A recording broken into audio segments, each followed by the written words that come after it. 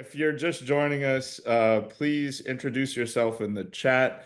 You can list any affiliations you may have with if you're with an organization. Um, we'd love to learn a little bit more about our audience here. And so today we are very excited to have with us Miss Christine Verdin, who is the director of École Pointe-au-Chien. And she will be presenting Reviving Our French Language to us today. Thank you very much for being with us, Ms. Christine. And so here's a slide of our management team. Myself, I'm the executive director of the Wetlands Discovery Center. We also have Dr. Rachel Doherty, who's the assistant director for programming and special projects at the Center for Louisiana Studies at ULL. We have Ms. Maida Owens, who is the Folklife program director over at the Louisiana Division of the Arts. And of course, Dr. Gary LaFleur, who is the R.E. Miller Endowed Professor of Honor Studies at the Center for Bayou Studies over at Nicholls State University. We put this slide in to sort of give people the perspective of where we're coming from with this issue. We don't claim to have any of the answers to solve these problems. We don't support any particular adaptation or management strategy. We're just here to provide a space for some of the difficult conversations. We want people to understand what their risk tolerance is in living in a coastal area that may be prone to flooding and land loss and hurricanes. And then we want people to be able to make their own decisions for themselves, and an empowered decision because they have all of the information they need to make that decision about what's the best option for them. And if they don't have options and their only option is to adapt in the place where they are because they don't have the resources to do anything else. We want to be a voice for those folks to be able to share what they need to be able to continue living successfully in coastal areas. And also in the whole scope of that is culture and why culture is so important in that process, especially when we think of social cohesion and giving people the resources and the infrastructure that they need to continue living successfully along the coast. Big thank you to our partners that helped put this together. The Center for Bayou Studies over at Nicholls State University, the South Louisiana Wetlands Discovery Center, the Center for Louisiana Studies at the University of Louisiana Lafayette, the Louisiana Folklife Program, and of course, the Louisiana Folklore Society. Huge thank you to our funders that make these programs possible. The National Endowment for the Arts, BETNEP, the Barataria Terrebonne National Estuary Program, Restore the Mississippi River Delta, the M.J. Sindler Family Fund for Culture and Media, the Louisiana Office of Cultural Development through the Division of the Arts, and the Louisiana Endowment for the Humanities. Big thank you to those folks that enable us to do this work. I'd like to pass the microphone over to Ms. Maida Owens, who's going to talk a little bit about today's Artist Spotlight. Hattie Addison leads the Winnsboro Easter Rock Ensemble in Winnsboro. They just this past Easter, they had another celebration, and that the Saturday before Easter, they have this ceremony where they celebrate the risen, that Christ will be rising. And very cool thing, actually. This is an African circle dance that's retained. The only other one that's known in the United States is with the Gullah Geechee.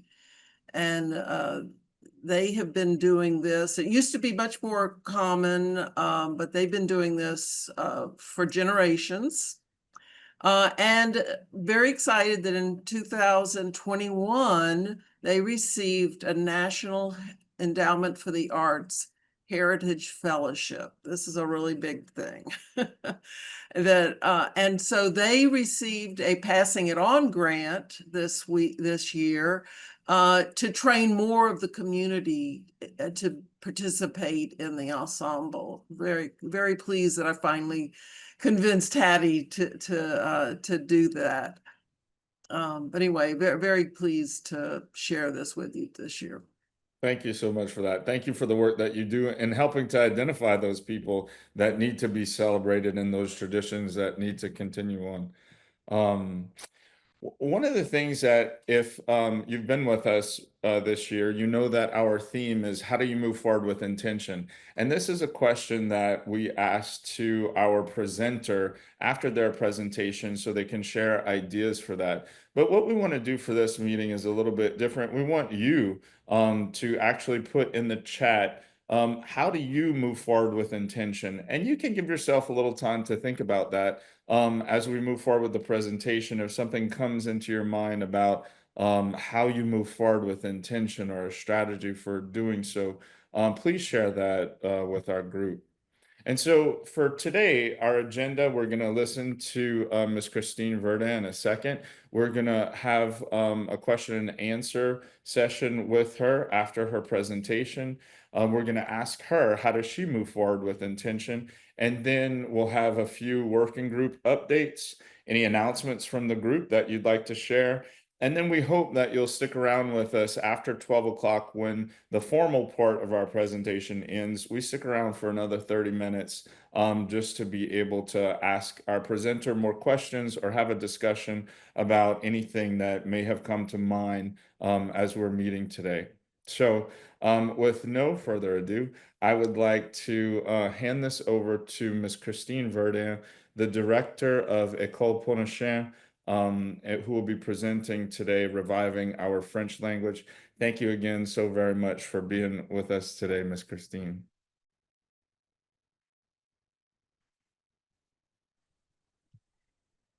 Thank you, Jonathan. Thanks for inviting me. I was telling y'all yesterday that I always want to get onto your meetings, but I'm in school at that time, and time gets busy, and I just forget. But anyway, I want to thank all of you, Miss Maida, Gary, Rachel, um, for inviting me. And I'm going to begin from my childhood and how this came to be even before me. People always ask us why we think that our community kept the French language uh, to this day. Why we still speak fluent French in our everyday lives. We go down Pointe-au-Chien, that's what we speak. And I can only come up with one answer. You know, my Cajun friends whose parents went to school from, the time they could, um, they were the first to be punished for speaking French. And I think for us, you could say it was good, you could say it was bad, but we weren't allowed to go to school, um, in the public school, I want to say. So we lived in Pointe-au-Chien. Natives who lived in Houma, there was a school. I think Deckville was their school, and then we were segregated, so they had schools for the um for the African Americans, they had for the white, but it didn't filter down to Bayou. So we, like my parents, only went to an Indian school. The first one was through the Catholic. Miss Teresa told me it was a Catholic church who started a school. It didn't last long, and then time went by, and we always had a French preacher in Pointe-au-Chien because we didn't speak English, and our French preachers came from like um, um, Eunice, Pineville, Alexandria area, and it was them who started the Indian school that lasted so long. And missionaries would come to teach the kids. And the school only went to, I want to say at that time, maybe eighth grade, but they had maybe two rooms, so everybody was taught it in the same room. After eighth grade, if anyone wanted to go, they would have to leave Pointe-au-Chien and go to Eunice. And you lived with families there, and you went to school, and Miss Gloria, um, Odimon from Montague went, my Aunt Arlene went, my another one of my aunts and my dad went. Well, Aunt Arlene, Miss Gloria, and one of my other aunts finished high school there. They were the only ones. Um, some people just quit school. They just never, they didn't go to school. So in 1965, I started school at the Indian School. Um, and I want to say that also the ladies who taught school there, my aunt eventually taught there after she went to, well, she was going to Nichols and she taught school there, uh, along with Miss Gloria. Well, I started school there. My brothers were already there. And in first grade, we integrated to Upper Pointe-au-Chien. We stayed at the Indian school for 2 months and then integrated. The the teachers at the Indian school didn't punish us for speaking French. I mean, we that was all we knew, and they taught us English. It wasn't until we went to the public school in Pointe-au-Chien that people were punished for speaking French. Now, you have to remember, I'm 65 years old. My friends, uh, their parents are like in their 80s, so they went to school a lot earlier than us. And I feel that that's why they didn't teach their kids French. They didn't want them to be punished. I wouldn't want to. And, we integrated late and still when we went to school we learned we had issues. We first of all, a lot of people repeated grades because you learn it, you knew French and you're learning English, and it was a little difficult. But when we went back into our community, it was still all French. And I think that that's why we kept the French language as long as we did. But as time went on, um people didn't teach their kids French. So we started letting it go by. Like my girls, um, I married someone who spoke English, and so I didn't teach them French. They understand some. My youngest one is in French classes now. But during the time when we when we started our tribe and we got organized, that's one thing we talked about, because we could see the like the kids who are, I'll call them kids, but like in their 40s and 30s, they don't speak French. So we thought we need to try and do something. And it was just talking for a long time. I remember my Aunt Arlene saying, like, we need to get our younger kids speaking French. So time went by, and then when they closed the school in Pointe-au-Chien, they closed the school, the kids went to Montague, and then here comes Ida. And then the school had damage. And so we thought, well, this is a perfect time to open the school as a French immersion school. We wanted to go through the school board. That didn't happen. So then people got together and thought, what can we do? So we started contacting our local state senators and representatives. We had meetings with them. At that time, it was Tanner McGee, Jerome Zarang, Bear Amity, Mr. Angeron. And so then they started contacting like senators and representatives from around the state who, um, who supported French language. Some of these men speak French, a lot of them do. And so it went on, and we got support, and it passed the Senate, and it passed the House, and then it went on to the governor, and our school was it was made, and then the work started. The governor did come to Pointe-au-Chien, signed a bill. It was very exciting. When we moved into the KC Hall, we had a reception. He came again, but our school started. We started our board consists of um,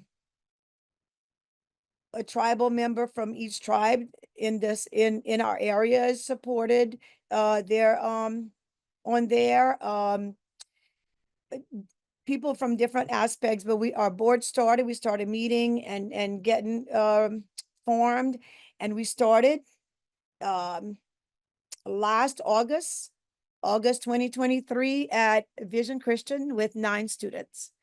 And it was quick. We got our faculty together, and then we moved into the KC Hall right after Mardi Gras last year, 2024. And then we started this year with 35 students, and we added to our faculty, went from 6 to 10. There we had downfalls because we're in Pointe-au-Chien and we did not have a bus. So the parents have been driving their kids to school all last year till September of this year. And it was hard to recruit kids, especially from Homa, but we did. We currently have about 10 students from Homa. We got our bus in September. So we pick up students in Pointe-au-Chien, Montague, Berg, Chauvin, at their homes, and then we meet the parents from Homa. We meet them at the truck stop in Presqu'île. We have 4 French teachers and 1 ELA teacher. We have a nurse, a para, a bus driver, a custodian. A lot of us have dual jobs. Our bus drivers also are custodian. Our nurse does para work. But I want to talk a little bit too about the school. Although it's our tribe who pushed and had this idea for this school, it's not an Indian school. It's a French immersion school.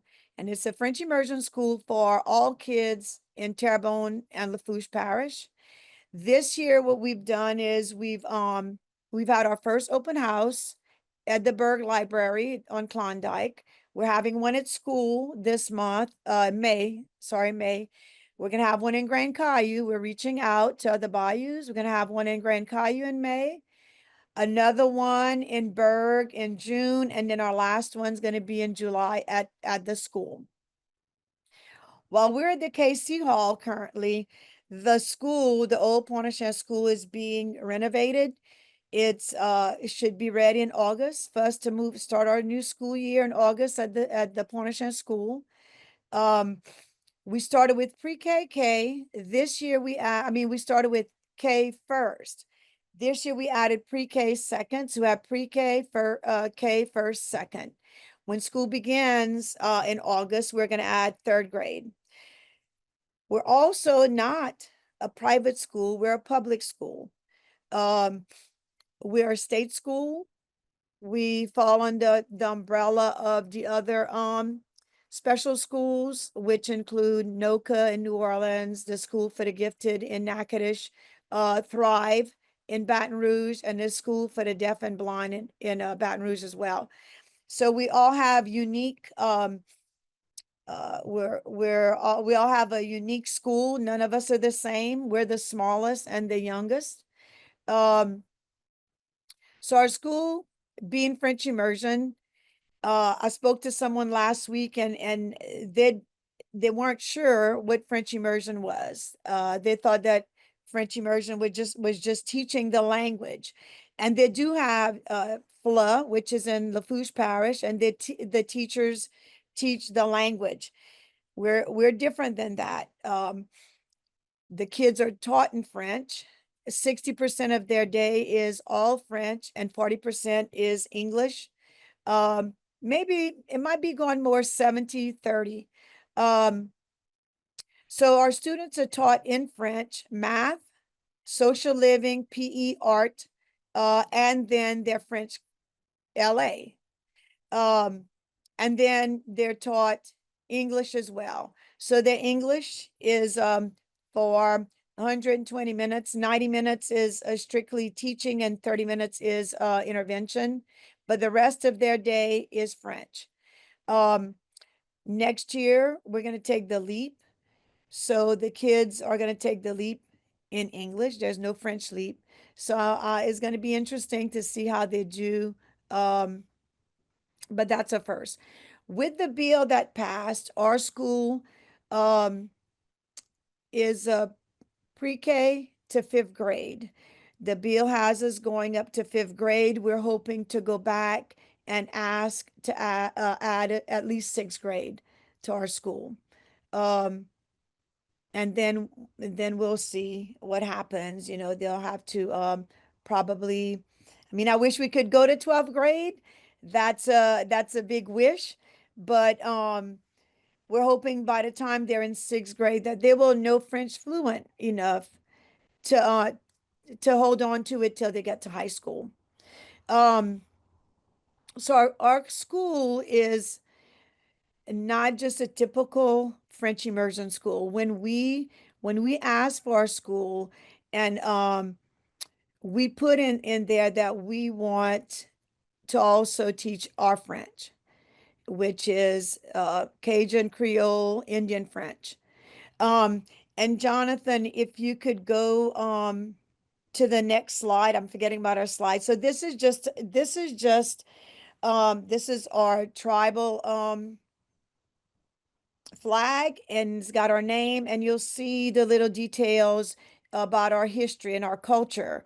Our ancestors lived in palmetto homes, either just palmetto tops with dirt walls, or some with just all palmetto. We're from Louisiana. There's a picture of a pirogue, a dugout, and then the arrow. The circle includes alligator backs. That's what those little white things are around. Um, so the spelling, um, we still go by Chien, which is dog. So you see the little paws um, at the bottom. We kept the traditional Pointe-au-Chien name, which is the same as the Bayou, Lake Chien. We just that's what we were. And then you'll see our resources. We have the fishing, shrimping, oystering, and crabbing. So and then the hurricane symbols on the corners. Um, and I put it there because it was in our mind that we wanted to keep our language, and language is a big part of your culture. Um, and all of Pointe-au-Chien spoke French, the Cajun community as well as the Indian community. So if you'll go on to the next slide, Jonathan. So we said a pledge every day in French. Our kids know the pledge in French, and I'm trying to remember if they even know it in English. I think that's something that we need to add to it, the English pledge. But this is our pledge every morning. And then the next slide. So we talked about the difference in our school and the other immersion schools.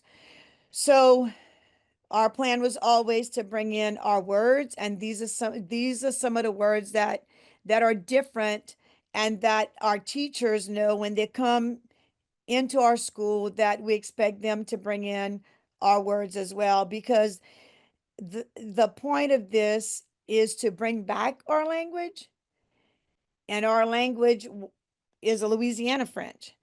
And I tried to explain to people it's kind of like English. So we all go to school, we learn grammar, we learn to write it, we learn to read proper English, so everyone's reading, but we all have different dialects. Same with French. Our kids are learning to write the proper French, to read French, but the language, we bring in our own French. And Codefield does have a little box of picture cards with some of these words, with the difference in the Cajun or the Louisiana French, Indian French, opposed to the traditional French. So we have these are some things. Shall we? Uh, Proper French, just the alligator, just a fancy alligator, fancy, and but we bring in a caïman and a cocodrie. They say covrette, we say chevrette. Choupic, patassa, machouin, maringouin, they say moustique. Char is a voiture to them. Um, The last one, grille, I'm not sure what because we've been writing as we go. But just to show that our kids are learning, we can't expect them to go home to most of my grandparents and talk French to them, the traditional French, when the older people know Louisiana French. So we bring that into because we want them to be able to communicate with the grandparents. With that said, so many of our parents and people around us have asked about adult classes. Um, the last 2 years, we've not been able to do it because it means we have to pay our teachers to stay after school to do classes. We're hoping to be able to do that in the coming year. I do have one of our parents who takes classes at Alliance Française in New Orleans. He works there, so he just goes to class after work. Um, we did talk to them, maybe possibly doing like online Zoom class here in Pointe-au-Chien or Homa. So that's in the conversation with them. I sit on their board. Um, so the next slide. Okay, so I'm going to talk a little bit more about, and then the slides coming are the classrooms. Um, let's see. So a typical day, our pre-K class is different than the rest of the school. Our pre-K is strictly French, and you might wonder how that can be. Our teacher, actually the teachers, the Dakota field teachers are told at their meeting when they come in that they're to speak strictly French to the students, and there's a reason for that. If if the students know that they speak fluent English, they tend to want to revert to English in the classroom. So less English spoken, better. Um, Pre-K is strictly French. She will clarify some things if she sees the kids are confused, but her whole class, it's everything's in French. The colors, the numbers, shapes, our teachers are very good at they're very animated. They use their hands a lot. They use signals just to give kids like hints on what they're saying, what they're doing, and it works. Our pre-K kids are speaking French. Um, our goal is to have them speaking French to each other, not just to the teacher. And these kids have met that goal. We see them speaking French to each other. They're playing side by side and they're speaking French. Starting in K, the kids have their French language arts. They have science, social studies, math,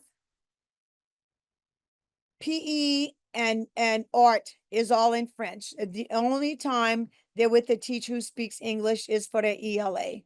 So they're actually learning to read and write in both languages.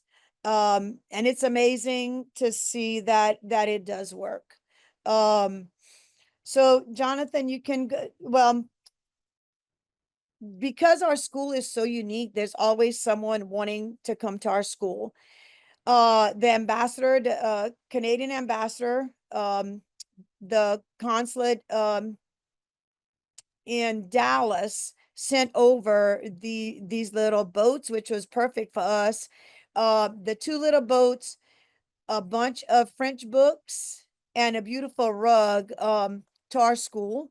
They were delivered, and so we put all our French books in the little boats. We're trying to build up our English library as well as our French library. So we have someone coming next week to add to our French library. And Jonathan, you can go on. So this is one of our classrooms. You can see where the colors are, like there's written language everywhere in the rooms. if you go into the next, this is our pre-K class. This is our kindergarten class. As well, you'll see things all over the wall. Our French teachers are great about even finding, it's hard to find French things here in this country, but they're really good at finding resources. Our French curriculum is appelé. I went to Hines Immersion School in Lakeview, myself and some principals from Lafayette one year, and we sat with the French teachers there and looked over their curriculum, and this is what we chose. And it goes on. I realized that French is not taught in the same sequence as the English is. Another thing that I realized is that French kids learn to write in cursive before print, and the kids are doing it, and I guess it just shows expectations there, and they'll perform to your expectations. The next classroom is first and second. So what we do is we have a teacher for pre-K, one for K, and we have one for first and second. So she teaches both first and second graders, French language arts and math. And then we have another French teacher that teaches all grades, all grade levels, social living except for pre-K. And this is our language arts classroom. And this is our ELA. So being in the KC Hall, we renovated it. And the way we acquired the KC Hall is after the storm, the KC building was damaged, and the KCs couldn't afford to fix it. So we have a tribal member that's a part of the KC, and they offered it to our tribe. And so we got the KC Hall from them. We changed the roof, and then we hired someone to renovate it into the school. We have 3 classrooms, but as time went by, we realized we need another classroom. So the kitchen, and that's what you see there, is our ELA class. It's pretty cramped. Our teacher's very good about, being in that little space. But it's working for now. Next year when we go to the old school, the old new school, we're gonna have 6 classrooms. So we won't know what to do with all those classrooms. It's gonna be much better. The teachers have more room. We'll have a bigger yard. So we're definitely looking forward to that. Trying to see if I I really need to thank the board, the people in the community who went to the state capitol with us to I guess you want to say lobby, um, just to tell the people there what our goals were, what our vision was, and the importance of keeping French alive in our area as well as any other area in Louisiana, because I didn't know this, but from just researching and reading that French was banned in the 1920s, I think. I can't remember, but I had no idea. Especially when when we had all the Acadians coming down from Canada, and so many people poured in here speaking French, and we got our French from the French who came straight from France. That's where our French came from. But regardless, Louisiana were governed by the French twice. French is a big part of our culture here. And I know the Bayou culture and like the Acadiana area or west of Louisiana is a little different, but we all have that French culture, and the language is very important. It's that's what makes your culture. you know, you have your traditions and everything, but when you lose your language, you lose probably half of your culture. And to us, I mean, I have so many friends that'll say, "Oh, my grandma used to talk it, or we used to talk, and it's not there." Well, we don't want to say one day we used to talk. We want to continue saying that we're going to continue talking and um and teach it to more people, so we don't lose it completely. Here, we're enrolling for next year. So we started our year this year with 35 students. Because of different reasons, we ended up down to 30 by December, but those 30 have stayed. Um, so being a state school, we have to go in front of the Senate and the House every year to report on our school. How's it doing? Um, we have to have a plan for the future. We do a 5-year plan. Um, and we have to show growth. And so when we went this year, we told them we're hoping to have between 55 to 60 kids this year. So we're currently recruiting. Um, and our school is not to say we want to take kids from the public school. Our school gives people a different option for their kids. Um, and I'm hoping that they'll take a chance on our immersion, that's an option they may want for their kids. Um, Having two languages, and I feel like we don't push it enough here in Louisiana, is something that could be beneficial to kids as they get older. Working places, getting jobs, being able to interpret, that might be something that they could use as they get older and get into the job field, along with keeping the French here. Um, but with that said, this is our information for enrolling. If you're interested, we have our website there. Um, there's also my email, my school email, and our school phone number. So please, if you're interested, just reach out and we'll get back to you. Thank you so much, Miss Christine, for being with us and sharing all that information about the school. I believe we have a few questions for you already that were posted in the chat. And if I can ask Miss Maida Owens to share those with us, and you can answer them. Yeah, we have some, we have 3 questions and some clarifications. Robin Wright clarified some of the French, the vocabulary in French and Indian French. Marilyn White from I'm going to read all 3 questions and you can figure out how you want to approach them. Okay. Marilyn White from New Jersey said that you referred to starting your tribe, and what does that mean? Honora Burris asked whether or not you are considering residential or a boarding school when you add older students. And Linda Desormeaux,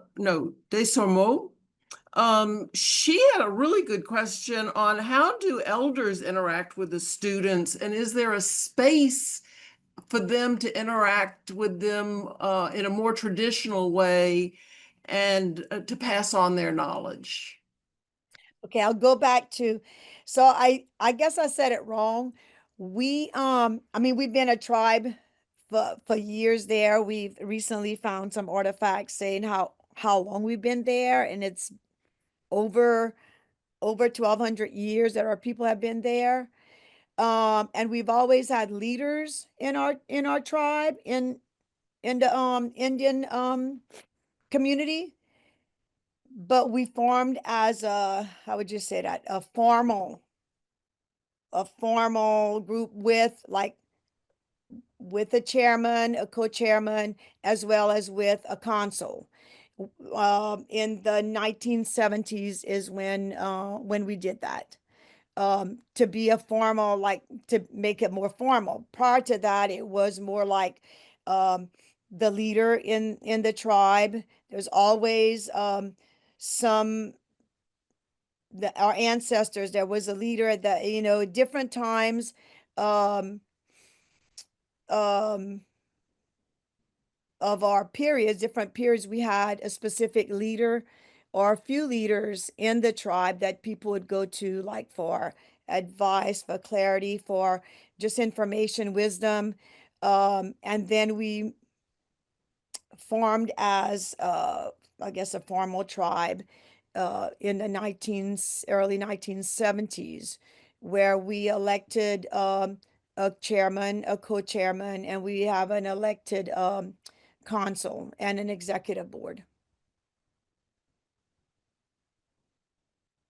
Maida, what was the second question or third? About boarding, possibility of a boarding Boarding school? schools? Um, we never thought about that. I don't know if that would be in the future. That means you know, hiring people to stay overnight and things like that. So I'm not sure that we never really thought about that.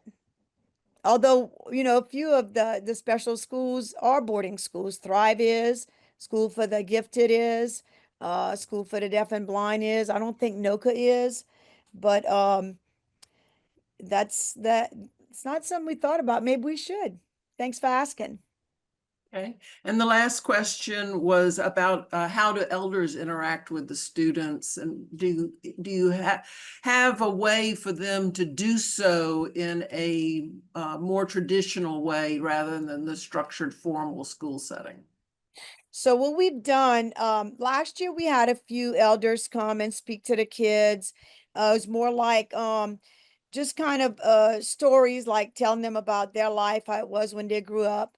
This year we've done is, well, during November we had presenters come in and talk to the kids about you know, our Indian traditions. We had you know, flute player, drummer. We had people come, actually through the school board, come and show basket weaving and things like that.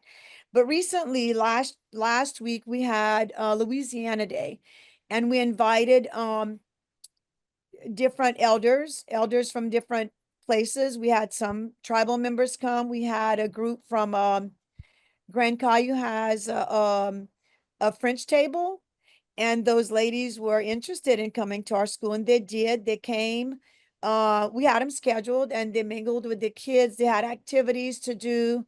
Um, there was a lady with there. She's not from Louisiana, but she's been here a long time. She did a lesson on the shrimp boat, actually, about the boat blessing. Um, we had people from wildlife and fisheries, because we do have the reserve here in Pointe-au-Chien. We had the because we're on the bayou, we had the sheriff's department, the water patrol people come. So we had those people come, but with the elders, they came in. Mr. Donald came and spoke to them. His presentation, we had my cousin Earl, who came and showed them how to make crab traps.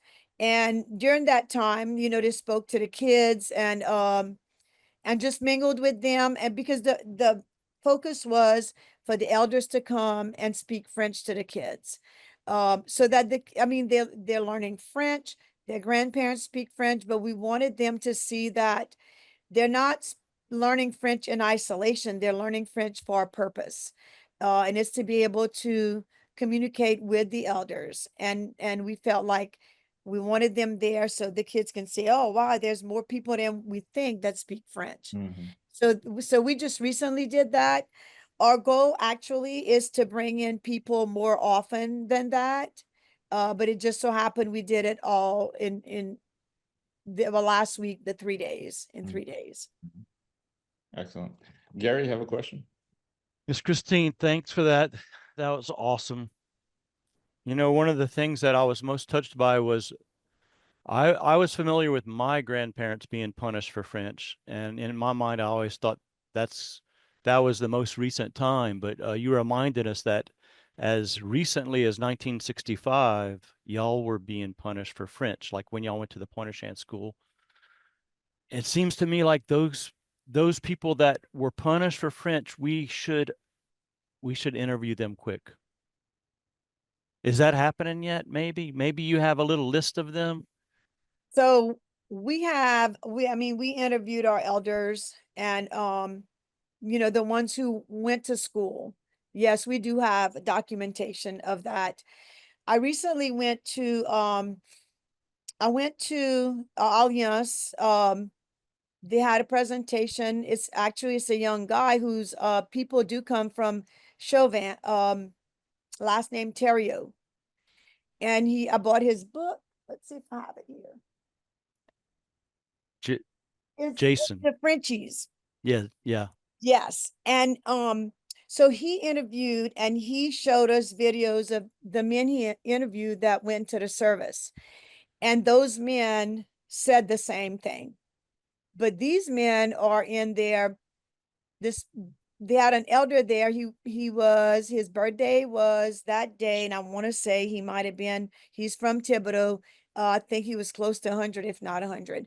So like some of these men have passed away, and the men he interviewed men from all over, who were French speakers, who went to war, uh, and then they realized that they were an asset to us, to the US Army or whatever it is, Navy.